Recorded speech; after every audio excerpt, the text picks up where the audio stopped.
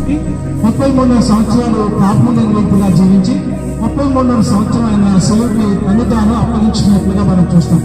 అయితే యేసు ప్రభు యొక్క రక్తం ద్వారా మనిషి యొక్క పాపాలను కడగడానికి ఆయన లోకానికి వచ్చాడు. అంత మాత్రమే కాదు, ఆయన చనిపోయిన వ్యక్తి మాత్రమే కాదు, ఆయన 3వ దినము మరణముని గురించి తిరిగి లేచిన వాడిగా కనిపిస్తూ ఉన్నాడు. కాబట్టి ఏ వ్యక్తి యొక్క పాపం పోవాలంటే పవిత్రమైన రక్తం చెందించబడాలని రాయబడింది కనుక యేసుక్రీస్తు రక్తము ప్రతి పాపం నుండి మనం విమోచిస్తుందని వాక్యంలో ఉంటుంది.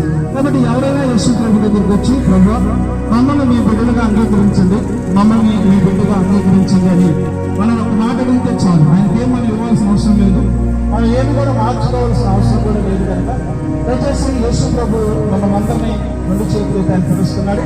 మనకి ఇక్కడ దగ్గరలోనే మన మందిరం ఉంది, శిలువ ప్రార్థన మందిరం ఉంది. దయచేసి మీకు ప్రార్థన అవసరమైనప్పుడు ఇక్కడికి రావచ్చు. ప్రతి ఆదివారం ఉదయమే మనకు ఆరాధన జరుగుతూ ఉంటుంది.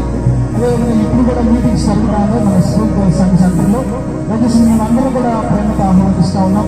యేసు ప్రభు గారు మంచి దేవుడు, యేసు ప్రభు గారు మన కోసం ప్రాణులకు దేవుడు, యేసు ప్రభు గారు మనల్ని ప్రేమిస్తున్నటువంటి దేవుడు. కాబట్టి మిమ్మల్ని అందరూ కూడా ప్రేమతో ఈ యొక్క ప్రార్థనా సన్నిధానానికి రావాలని, యేసు ప్రభుని తెలుసుకోవాలని ప్రభు ప్రేమతో తెలుస్తున్నాం. ఆమేన్.